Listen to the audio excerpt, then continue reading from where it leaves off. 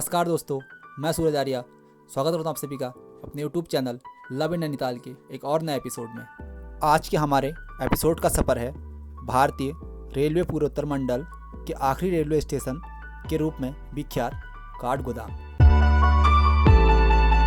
इस एपिसोड में हम बात करेंगे काठगोदाम रेलवे स्टेशन के अतीत के बारे में, तो बने रहे वीडियो में अंत तक। शिवालय की पहाड़ियों के चरणों में होने के कारण यह कुमाऊं मंडल में स्थित तीर्थ स्थलों और पर्यटन स्थलों की तरफ प्रस्थान करने वाले श्रद्धालुओं और सैलानियों के लिए अंतिम रेलवे स्टेशन होने के साथ साथ उनके सड़क मार्ग का प्रस्थान बिंदु भी है।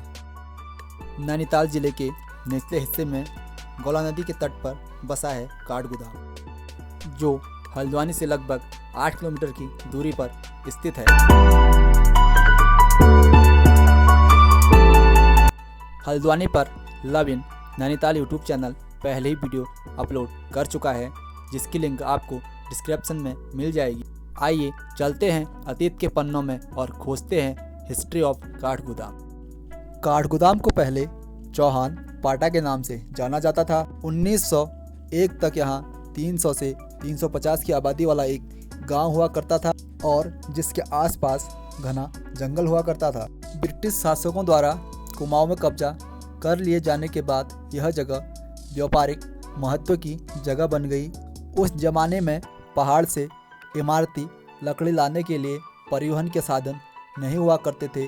उन दिनों पहाड़ के लकड़ी ठेकेदार इमारती लकड़ियों को नदियों में बहाकर मैदानों तक लाया करते थे। कुमाऊं के खासा भाग से लकड़ियों को गौला नदी में बहाकर लाया जाता था। पहाड़ों से बहाकर यहाँ लाए गए लकड़ियों को गौला नदी से बाहर निकालकर गोदाम में रख दिया जाता था।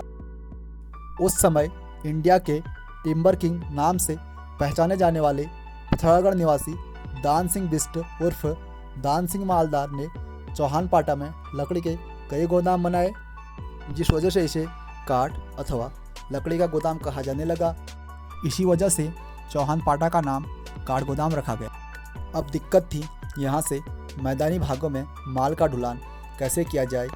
इसी को देखते हुए अंग्रेज़ों द्वारा 1853 में भारतीय रेल की शुरुआत की गई और आखिर वो दिन आ ही गया जब 24 अप्रैल 1884 को रेल पहली बार लखनऊ से हल्द्वानी पहुंची और फिर जल्दी ही काठगोदाम तक पहुंचा दी गई। शुरुआत में ज़्यादातर काठगोदाम से मालगाड़ियाँ ही चला करती थी। बाद में सवारी गाड़ियाँ भी चलाई जाने लगी। सवारियों की खासी तादाद को देखते हुए धीरे धीरे इसे देश के कई प्रमुख शहरों से जोड़ दिया गया। उस समय यहाँ से छोटी रेल लाइन मीटर गेज बिछाई गई। 4 मई 1994 को यहाँ बड़ी रेल लाइन ब्रॉड गेज पर ट्रेनों का संचालन शुरू किया गया। आज काठगोदाम कुमाऊं को रेल मार्ग से देश के कई महत्वपूर्ण शहरों को जोड़ने का माध्यम है, जिसमें 1920 में काठगोदाम से आगरा के लिए कुमाऊं एक्सप्रेस ट्रेन चली। 1 जुलाई 1994 में काठगोदाम से दिल्ली के लिए रानीखेत एक्सप्रेस ट्रेन चली।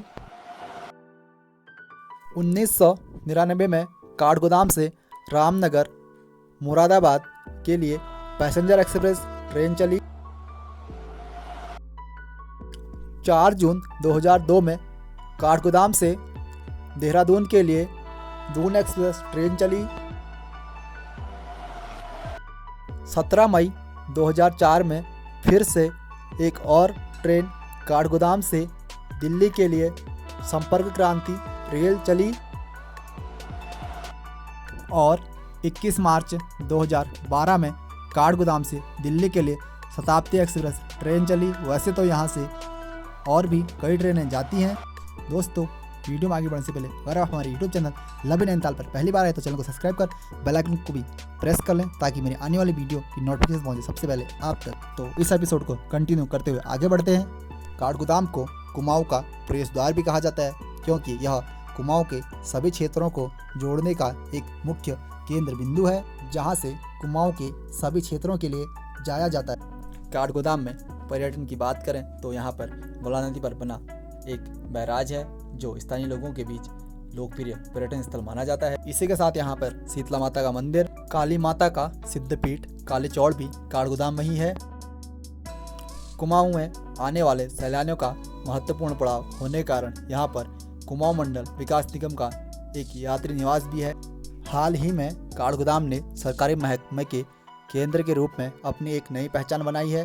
पिछले कुछ सालों में यहाँ आयकर कार्यालय, राज्य कर कार्यालय, सर्किट हाउस और NHPC का गेस्ट हाउस बनाया गया है। CRPF का एक महत्वपूर्ण केंद्र भी काठगोदाम में ही है। तो दोस्तों, काठगोदाम के बारे में जानकारी आपको कैसी लगी हमें कमेंट करके ज़रूर बताएं। अगर अच्छी लगी हो तो अपने दोस्तों के साथ शेयर कीजिए। आज के एपिसोड को करते हैं यहीं पर समाप्त।